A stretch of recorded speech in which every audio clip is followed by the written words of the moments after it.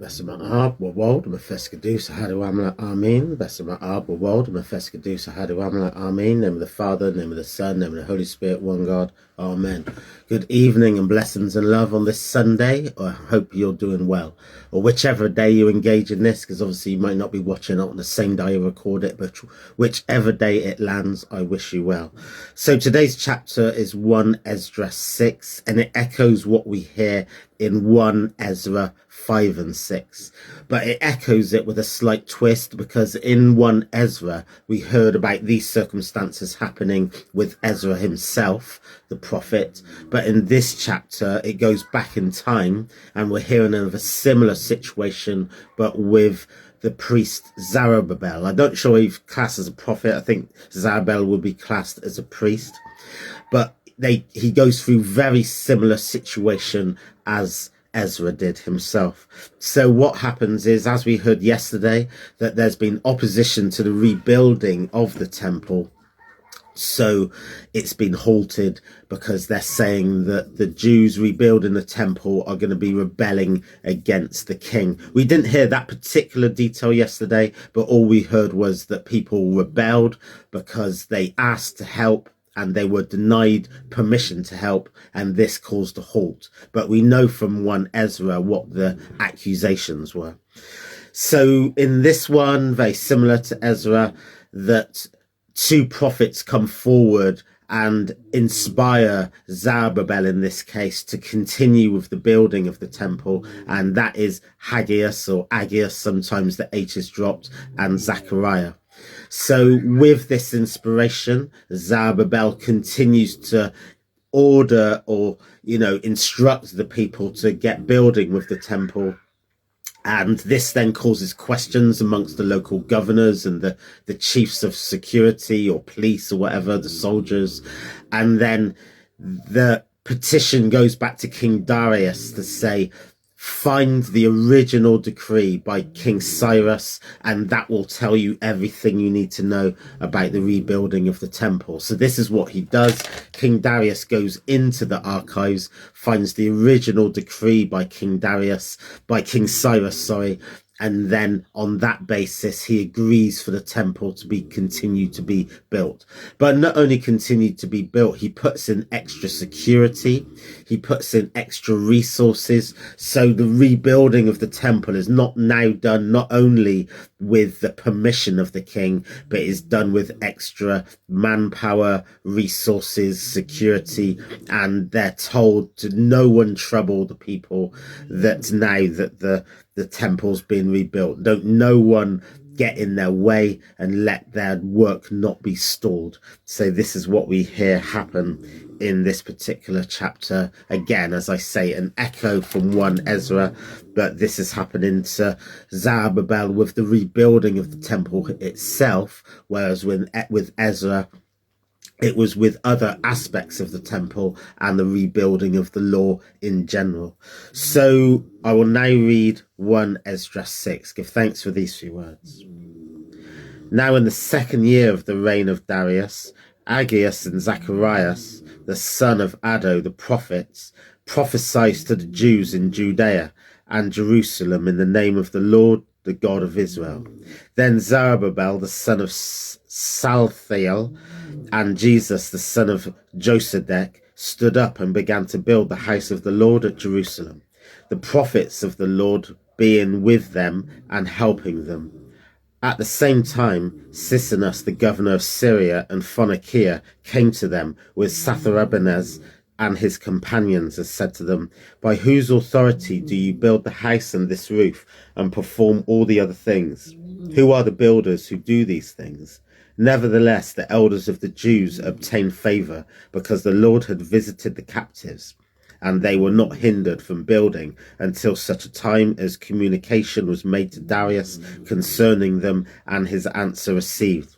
A copy of the letter which Sisinus, governor of Syria and Phoenicia, and Satharabenes and the companions, the rulers in Syria and Phoenicia, wrote and sent to Darius.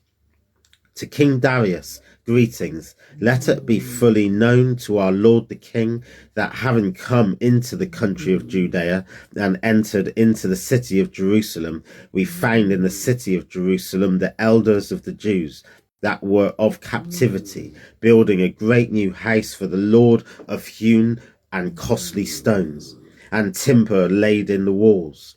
These works are being done with great speed.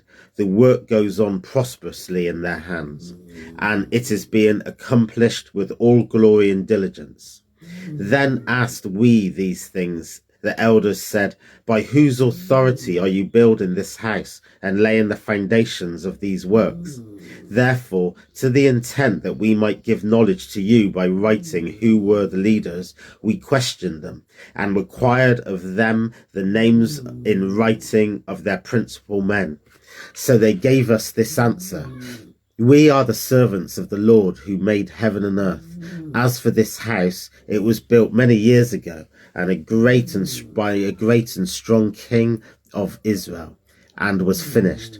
But when our fathers sinned against the Lord of Israel, who is in heaven, and provoked him to wrath, he gave them over into the hands of King Nebuchadnezzar of Babylon, the king of the Chaldeans. Notice there, Nebuchadnezzar is spelt slightly differently, but this is Nebuchadnezzar, rather than Nebuchadnezzar, but it's the same king. Apologies for coming out of the reading. I'll continue now with verse 16. They pulled down the house, burned it, and carried away the people captive into Babylon. But in the first year that Cyrus reigned over the country of Babylon, King Cyrus wrote that this house should be rebuilt.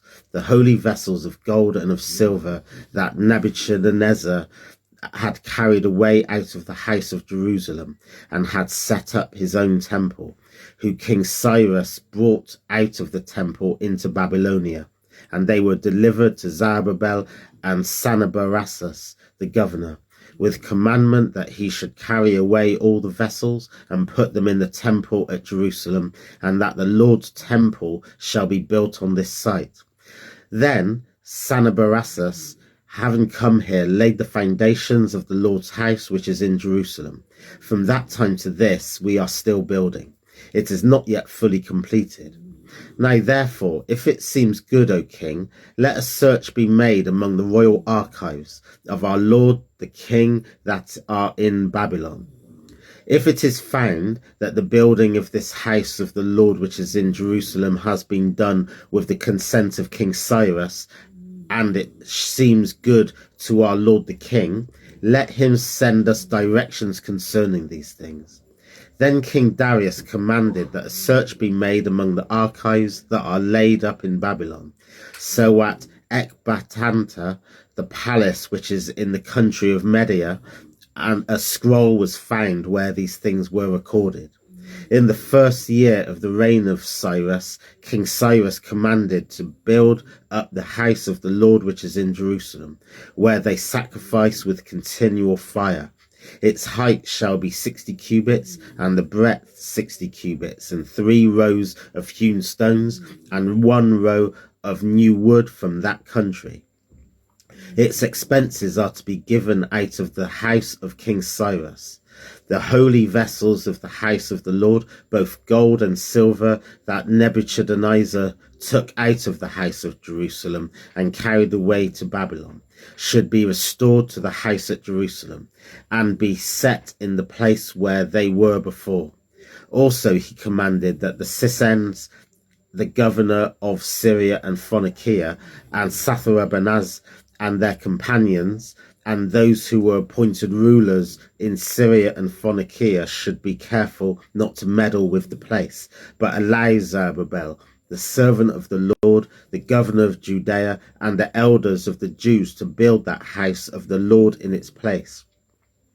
I also command to have it built up whole again, and that they took diligently to help those who are of captivity of Judea, until the house of the Lord is finished, and that out of the tribute to Colisira and Phoenicia, a portion shall be carefully given to these men for the sacrifices of the Lord, that is, to Zerubbabel the governor, for bulls, rams, and lambs, and also corn, salt, wine, and oil.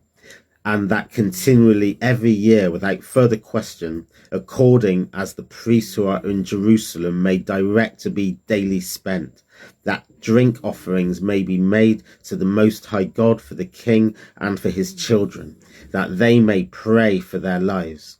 He commanded that whoever should transgress, yes, or neglect anything written here, a beam shall be taken out of his own house, and he shall be hanged on it, and all his goods seized for the king. Therefore may the Lord, whose name is called upon there, utterly destroy every king and nation that stretches out his hand to hinder or damage that house of the Lord in Jerusalem. I, King Darius, have ordained that these things be done with diligence. For these few words, I give thanks, blessings, and love. Have a blessed rest of the night, day, evening, and God willing, I'll be back with more tomorrow for the next chapter. Glory always to God.